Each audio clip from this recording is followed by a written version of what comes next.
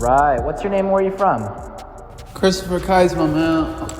Hailing from the south side of Chicago. Dope. And Christopher, how long have you been in Los Angeles? Probably about like a year, but I've been going back and forth for a minute though, like since like 2018, just going back and forth. Like I should have been had a career, to be honest. Dope. And I know recently you had an accident in your Tesla. You want to talk a little bit about that and just what happened? Oh yeah, man. It was a crazy experience all in all, you know what I'm saying? Like we had basically was driving, got hit by a drunk driver, and he was like 5 times over the legal drinking limit. We hit the right wall, spinning, and then hit all the way to the divider. And thankfully we came out without a scratch, you know? Anytime we went to the doctors and stuff and told them what happened, everybody, in those accidents, they say like a lot of people wouldn't even be coming until after like therapy or pretty much almost dying or actually dying. And thankfully, you know, me and my girl, we both made it out straight and safe without a scratch. And so, you know, just very thankful. But it also kind of like, you know, made me want to do more with the time, with whatever amount of time that I got here, you know what I'm saying? Really be thankful and grateful for all my blessings, but also use more of my time to do whatever that I want creatively and just for the world. You know, like what mark do you leave? Do you just leave here with a bunch of sales, or do you leave here actually changing people's lives? Absolutely. And I know you said you were getting into your music. We were talking before we started the interview, before we got rolling here, that you've been getting into music. Oh yeah, man, music has been freaking amazing. Fucking love music, you know? It's something I've always wanted to do as a kid, you know? Like when you grow up from the hood, it's like, yeah, I want to either rap or I want to like hoop, but I'm not rapping though. But still, like that's what inspired me huge, like a huge part of just my inspiration behind even design was music. And then like right at that time, it was just perfect. Like I picked up the guitar that I had got in quarantine, and I was working on it throughout the year, but I just started hammering away after that. Cause it's just like, damn, okay, like if I leave tomorrow, it's like, did I accomplish everything that I want to do? And then on top of that, there's no creative bounds within my creativity, you know? Like I just love creating and making shit in general. I could never even stick to the chains, you know? It's painful even for me to like even make a t-shirt. I love t-shirts though. But like I just always want to itch to do something that I feel like needs to be done, kind of, you know? Absolutely, man. And so kind of going back to the start of your creative journey, like obviously you said you're making music right now. A lot of people know you for your jewelry, but like how and when did your creative journey initially start? When did it start? I don't know. I think it started low-key with me trying to dress nice when I was in high school. When I was, it was like, you know, you trying to stand out amongst everybody else, also on a budget, you know? And so I think that's where it kind of started. I started trying to, you know, that's exactly where it started actually. And I couldn't figure out like what the hell I wanted to rock and what the hell I wanted to wear. And I was like, damn, actually these things haven't been created like what I'm trying to rock and what I'm trying to wear. So then I was in like detention and I was just started sketching up ideas. Not even sketching up ideas. I wrote down the details of what the piece would be and left my imagination up to it to decide over what that piece would be, you know? And then when I would find the pieces maybe that I was looking for, they were overpriced as fuck. And then if I couldn't find it, I knew that it hadn't been made. And so then I was like, damn, these are all pretty great ideas. And I started writing them down and then started making this shit. Bought a sewing machine, took a bunch of fashion classes. And yeah, that was pretty much that. That was like my sophomore, junior year of high school, kind of. When did you get into jewelry? I know you got a Jesus piece on your neck. Yeah. Black ice right there. I had gotten into jewelry just because like I've always wanted cool jewelry since I was a kid and since I got older, and it was always hard to find cool pieces that differentiated you from everybody else that was more affordable than a diamond necklace. And I'm like, what can I have that can keep me grounded until I get that? And you know, I seen this Jeff Koons equilibrium tank, and he had like basketballs floating in the middle of water, and I was just like, that's it right there. And I'm like, that's it. And then from there, I just was like, what's true to me, you know? I heard somebody say like, stay true to yourself, and I'm like, what's true to me? And then I'm just like, everything nostalgic, bro. I was like in a really bad place, and I was like, what am I doing? And I caught myself watching cartoons and reading comics like every day, all night and stuff, you know, and I saw how happy it made me and took me away from the real world that I was in. And yeah, ultimately, I'm just like, damn, I like where I come from, it's not too many people who are gonna be reading comic books and watching cartoons at 18 and 19 and shit. But I saw that was the only thing giving me happiness, and I'm like, no matter what I do, I gotta breathe this in my designs to make what's gonna make me happy, period, whether anybody buys this shit or not. And yeah, that's how the pieces were brought to life. Absolutely, and you have a very unique style with your pieces. Not the one that you're wearing right now, that's dope, but like a lot of your iconic ones early on were the see-through ones. Yeah. Where did that idea for that type of jewelry come from? Because there's nothing else like it. Well, at first, you know, I knew that I wanted to do clear pendants because I had started making them by hand. You know, a lot of the creative ideas I have can't even be manufactured. That's why I don't even drop that much, you know? Like a lot of my ideas, and that's even like, you couldn't go to a manufacturer and ask them to make that. Even people who made fakes of me had to do it themselves, you know? And so when I was making the pieces, I really didn't even know what the fuck I was doing. I almost burned down like my granddad's crib trying to make like the first two pieces and shit. But I eventually like figured it out. And honestly, it weren't even supposed to have clear necklaces. They were supposed to have two metal links, two-tone with two necklaces. So like a big chunky Cuban, and then maybe like a small black Cuban with a big chunky silver one, vice versa, and things like that. And I tried it out, and it was decent. But then just looking like aesthetically pleasing, like I kept asking people like, what do you think would go good with it? A lot of people didn't like the idea to begin with, so it was kind of hard to ask people in general. And then I just came across the clear chains, and I'm just like, this matches too perfectly. And then boom, the chains were birthed, you feel me? And so then like everything just kind of was a domino effect, because I wasn't even thinking about selling the necklaces without the pendants, because when I first started selling them, it was like $35 for like a whole set with the necklace and with the pendant. And I wasn't making no money. If anything, I was losing money. But from there was able to build up to what it is now. So what was the first pendant that you ever put on one of those chains? It was a green Power Ranger from fucking Power Rangers. And it was fire as fuck, because I love Tommy, because Tommy has been like 8 different Power Rangers and shit. And so I'm just like, this gotta be the iconic one, the one that flips, the head like flips and switch and shit.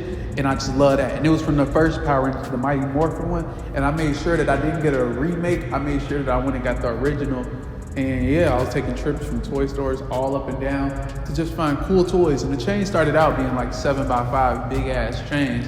And then mistakes happened, and so I started making them smaller, but then they actually came out more beautiful, and those would be the best sellers. So you actually get the pieces that are within the pendant, you go and get those and source them from toy stores yourself? Oh hell yeah. You gotta make sure you get authentic figures and also get cool figures too. Everything not always cool. Yours are the coolest. And so you talked a little bit about the background and like watching cartoons and the comics. Is that what influences a lot of those figures that you're picking out? Is your history? 100%. What I played with as a kid, what I feel like other people are gonna like also. Because when you're making products to be released to the public, some people design for themselves, some people design for others. I just kind of merge those both together. I think I'm a cool guy, so I'm like, I have cool ideas, and I think that other people will agree with it because they're cool too, And so it just kind of like merges together. Absolutely, and you've done crazy stuff. The pendants are just the start. Talk a little bit about the collaboration that you did with Eric Whitebach. How did that happen? That piece was nuts. I feel like that is probably the most underrated collab that I've ever done, and I also probably enjoyed that amongst a lot of the collabs that I have done. It's cool always collaborating with friends. It's easy, Sometimes it get complicated with collabs overall, and that's what a lot of people don't tell you. It is 10 times more complicated than making your own stuff, but with that one, it was a little bit easier. And on top of that, just both of our minds when it comes to creative assets, it just makes things so easy. We dropped the fucking figure, the content behind that figure, the overall content and just concept of that collab was relatively simple, but we still hit that shit out of the park, and it was fire as fuck. And those pieces are still beautiful as fuck to this day. Absolutely. How did people react when they saw that? Because I remember the content of you smashing it was crazy. Yeah, everybody just didn't believe a lot of it, and but the people that did definitely copped pieces and shit. But honestly, I'm gonna keep it a buck. Like, I don't lie to people. It didn't sell that well, but which is and that's what a lot of people won't say certain projects. But like, and that's where you kind of learn, where you take a step back to be like, damn, what did we do wrong? And you know what? I don't think we did anything wrong. I just think that it was maybe not a product for everybody, but it was still a cool ass fucking project that I really enjoyed. Yeah, I really enjoyed it. And I think that's actually some of the most beautiful pieces that I made, especially with the Cupid, you know? Those pieces were dope. Absolutely. And kind of in that same vein of just crazy stuff you've done, like where'd you get the idea for the Powerpuff Girl Love Box that you did? Which one? I did a few. The box? original one. I think the original one. It was like the chest piece? I think it was the chest piece. Okay. So I did two pieces. I did one that was a long time ago when I had first started making the pieces, where it was like a rectangle, small rectangle that like strapped onto the body, and then I had made a heart necklace. And I don't know, it was just, you know, just making it was just, I always wanted to make more body pieces, but I never really had the right assembly, trying to make it all out of plastic. But so it'd be like, you know, the heart little necklace, then you got the rectangle like chest rig, and then I made the fucking acrylic heart bag. Now that shit was sick. I fucking love that bag, and I never even released it, but I'm gonna release it this year. Matter of fact, I'm gonna release it in a month, I think.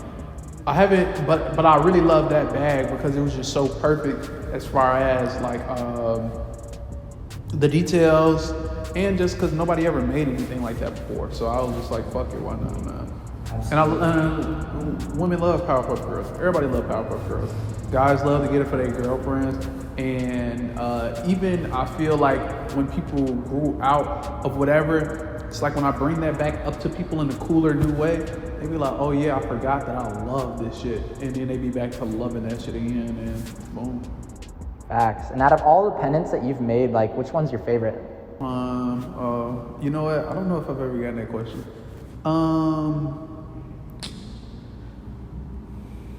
I got a lot, but I think I'm gonna say my Chucky one. I have a black Chucky one where the back, I burned it and I gave it such an effect. And it's the burnt Chucky where it's black, and I bought this figure, and it was a one-of-one made figure from a guy in England who makes horror figures. And he only makes like 3 of each. And he just kind of does it for fun. And I had bought one and then put it in the chain and black dye. I just made it look burnt and so it was dope. It had a lot of details to that piece.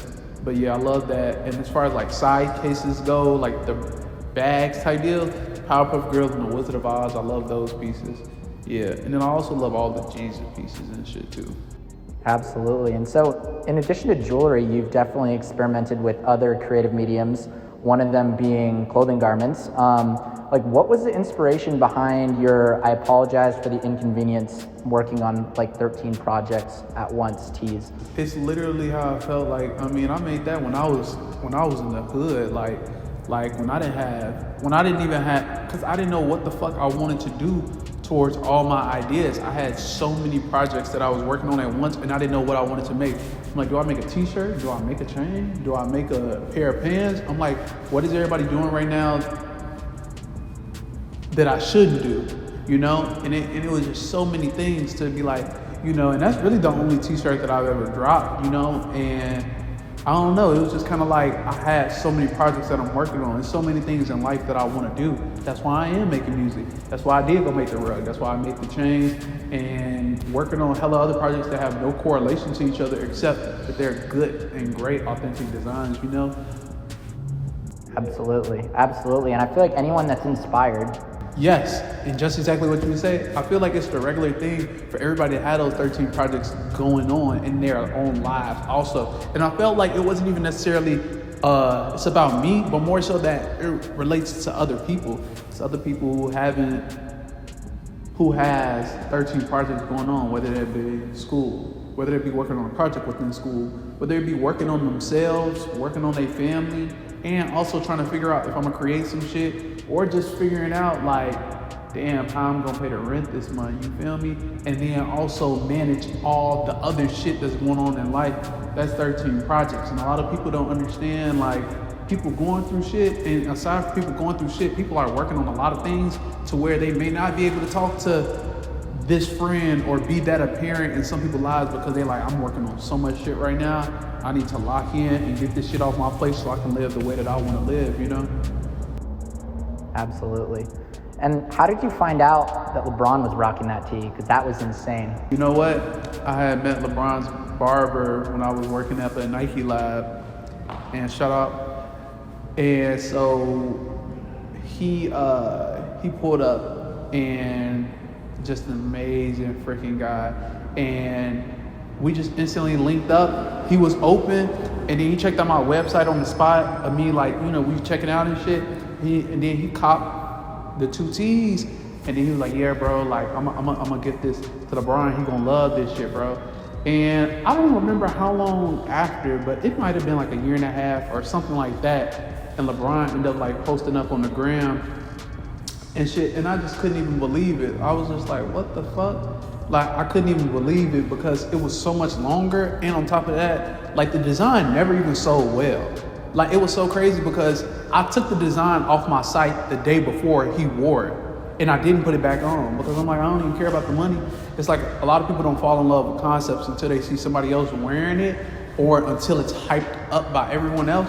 But I'm just like, I know my shit the shit. I've been doing the shit.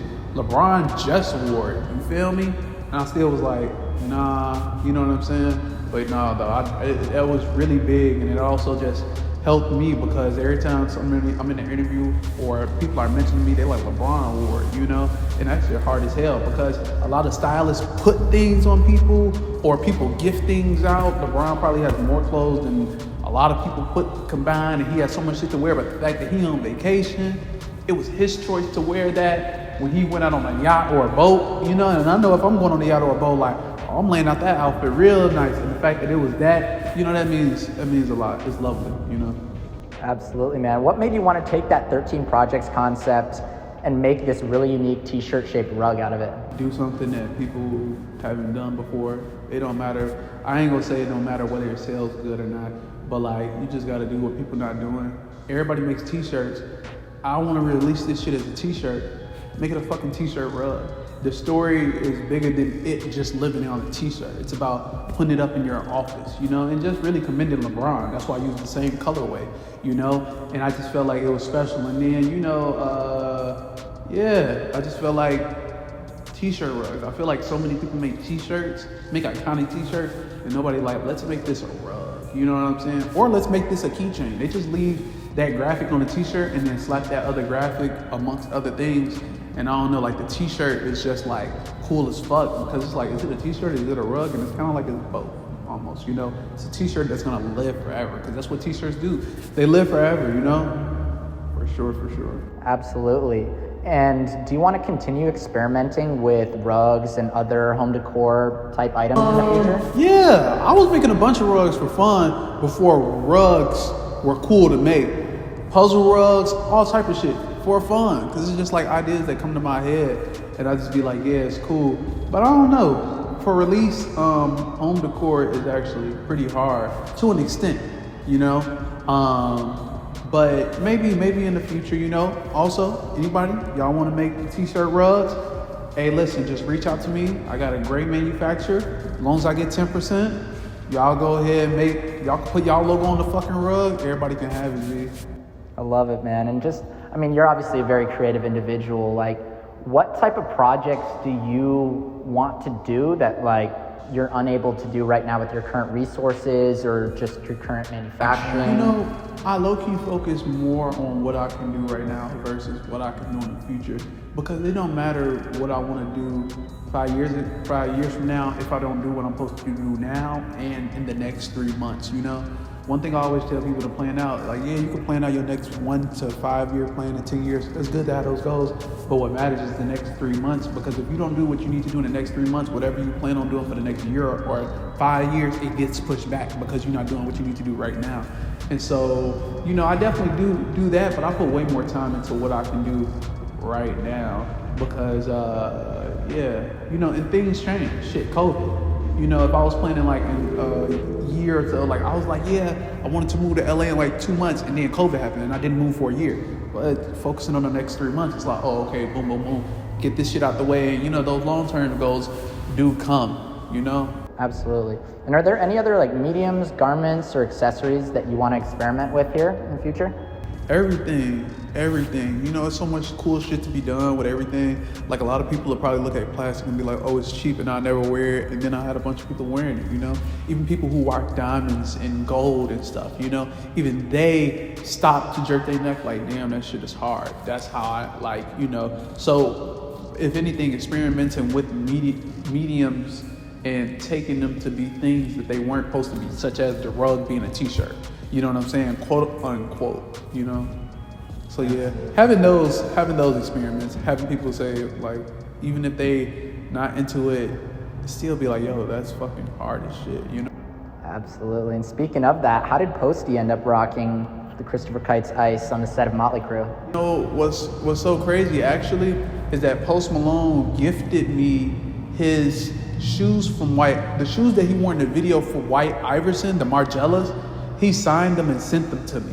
And like he had made like a tweet on Twitter like, yo, favorite this if you want to enter to get these shoes. I favorited the tweet and then deleted Twitter and took a nap. I swear I didn't think nothing of it really. And then like I woke up to like a bunch of texts and then I saw that I had won them. And then he eventually ended up sending them to me. And this was like probably like 2016 maybe. And I think I ended up selling them in 2017 to start my fashion brand. And I think I sold it and then bought a bunch of sewing machines and fabric and just started going ham. That's crazy. How did he end up rocking the piece, man? He ended up rocking the piece because fucking love Cole Bennett. Cole Bennett is my fucking brother. And then Roper, also my brother, they was just on set and was like, and Post seen Roper's pieces and was like, yo, I need one of those. And then Cole and Roper was like, pull up. And I was like, yeah, I left work, shot straight out. Him and Big Sean rocked the pieces. It was dope as fuck. Absolutely, man. Yeah, they show crazy love. Post is a very. What did you think of it? Fucking loved it. I mean, he lost his shit when he seen Roper's pieces. You know, and he was just like, I need one, you know? So we made it happen. What do you think is gonna get like, because a lot of these big music artists these days, I feel like they're starting to get tapped in with all the next generation designers and brands. They got to. What do you think it's gonna take for that to really like, you know, go over the edge? You know, because it's inevitable. It's to an extent inevitable because it's a lot of people who also push back on some creatives to not let them in, you know? It's many factors that play a part in this shit, you know? I'm comfortable where I'm at, you know, don't get me wrong, I'm definitely gonna soar higher and higher, but we don't need the larger scale folks to help us, you know? And what I mean by that is like, you know, J Balvin didn't rock my shit, Post Malone. I didn't went on tour with J Balvin twice. So it's just like, man, just that energy is enough. I mean, to put me to know that like, yo, it's there already. Because J Balvin got the jewelry game on lock. You know, you could put up anybody against him. He has it on lock. And so when he rocks my shit before anybody, it's like those things like that. It's like, oh yeah. Like, yeah, that shit is the hot shit. And then when I walk around, guys who got all the diamonds and jewelry on, like what they say, and they break their necks, like, yo, that shit is hard. So that's where it's like, oh yeah, that's how I know, like, oh yeah, it's at that level already. And it's only a matter of time before it like truly spills over into everybody, you know. But sometimes trends come and go, you know. So sometimes who knows if the people may not like the trends tomorrow. And that's fine. I got a million more ideas. The shit's still hot, you know what I'm saying? And there's other ways to also reinvent to make sure that idea keeps spilling over, you know? Absolutely. And I think that's how things happen organically, you know, and you kind of got to let it happen like that. 100%. Absolutely. And so, I mean, you're obviously tapped in the scene with other designers and brands. Like, who are some of your other designers that you know, think people should watch out for that are on the come up and brands? I love Trevor with Fugazi. I love his shoes and all of the apparel and the next designs that he has coming is crazy. Love Joe Fresh Goods. Big homie from Chicago. Who else? Parker with Absent. That's just my bro. So I had this. He's crazy, half evil, crazy. They came to Chicago and started fucking shit up, bro. They did. It's crazy. It is unsound. I love everything that they do with their brand, especially starting from where they started and how they merge and how they present. It's beautiful. What else? I may be missing somebody, but am I missing? Yes, it's this one other brand that I'm having a brain fart on. I think it's called SVRN. No, it's not SVRN. I don't know. We'll skip that. But damn, I can't remember that name. It's all good though. All good. But I love so many designers that's coming out now because we got more flavor and taste than all of the brands that got stores, bro. Like if y'all got a store, bro, the kids on the block at their cribs making better shit than y'all, bro, for real. Cause y'all eating up into like the mainstream and they're reaching for like something that's new to give a new feeling for them, you know? Absolutely. And what should we expect to see next from Kristopher Kites? Music, fucking hard ass music. Pause. Just really amazing creations though, you know? I don't know, there's no box for creativity. You know, this world is the fucking playground. So I'm gonna be making a lot of fucking music. I'm gonna be making fashion, but you know, just anything around the realm of design, anything that around the realms of creations, you know? I really don't even sometimes know what's next because I'm working on 13 projects, you know? But best believe, you know? So you're only 22 years old and, you know, that's still the beginning of the journey, but, you know, like at the end of the day, what do you want to be known for? You know, I don't know necessarily what I want to be known for, but it's a long route to that, you know? You got your entire life, quote unquote, to do that, but I do know what I want to do though. Like my major goal is to really do the impossible by changing the odds of what the community that I'm from was given. You know what I'm saying? Anybody who had to grow up in poverty or in the hood, like to make sure that they all as much has the equal chances of the kids that don't grow up in the neighborhood that they're from, whether they be on the other side of the city where they got better schools and better computers. They got computers, they got better books and better curriculum and better just overall, you know? And to make sure that they get all the culture endeavors from experiencing the world that they never got to go to, you know? Like a lot of kids from where I'm from, they don't always get to see downtown, or they never go outside of Chicago and travel. And if they do, they're not going around the world and experiencing different things that's life-changing for a lot of people, you know? And so all in all, I really want to make sure that they have those programs and those curriculums and to learn those different talents and techniques and just hobbies and things to make them enjoy life and also have those talents and hobbies possibly take them around the world. Or for them to be able to make a living off of it if they want to and just have that option, you know? Really give them that kind of like piece of happiness in mind that a lot of people have, you know? You learn a lot about yourself and evolve yourself through a lot of things that I went through in life that a lot of people don't get to. And I want to make sure that those kids have that chance, you know? And yeah, I think that's kind of like, you know, maybe what I want to be known for, you know? Because design and shit is cool, but design only matters to an extent if you change in the world, you know what I'm saying? Like if you make design the stoplight or the stop sign, you know what I'm saying? Or with Elon Musk designing electric cars. So now you have the emissions towards your brand overall being better. Or if you're making fashion, making people excited to wake up to put on your pieces, making recycled pieces and things like that. You know, you have to change the world for the better in some way at a pace, you know? When people first started out, it's kind of hard. You figuring out everything and trying to also just make sure everything stays afloat. But once you start solidifying yourself, you can start changing in the community, because that's what I think artists are for. Artists, designers are artists too, and just all in all, creators and artists. Yeah, really for the people more than politicians, because they feel like that is kind of like the true elected official when they even give them your bread, quote unquote, you know? And so, yeah, it's about being for the people, man. And it's been real, man. It's been a great time having you here. This is the first interview with Kites of many for Avant. Last question. Who should we bring on the Avant YouTube next? Ooh. Who should you guys bring next? You know, if Trevor is down, I want to hear from Trevor. I don't hear Trevor talk. I haven't really seen him do an interview, and I think that would be cool. Unless he's too cool for an interview. That guy is cool, man.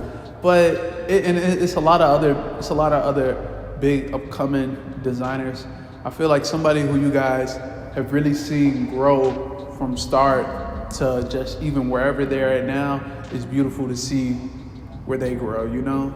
Russian roulette with that pool of guys, because you guys have brought a lot of guys up, brought a lot of attention. You guys kicked the Instagram algorithm ass, you know, a lot, and, you know, show a lot of attention to the guys that need it and deserve it, you know, and who work for it. So I think that's cool. Definitely, I love you guys. You guys have helped me tremendously, and also just dope, because you kind of have that backing. We don't get always posted by these streetwear and high-end blogs and things like that. The report is not looking for us, but you guys are, man. Appreciate you guys. Appreciate the love, brother. First interview of many, man. Most definitely. Much love. Peace, Avant. Love.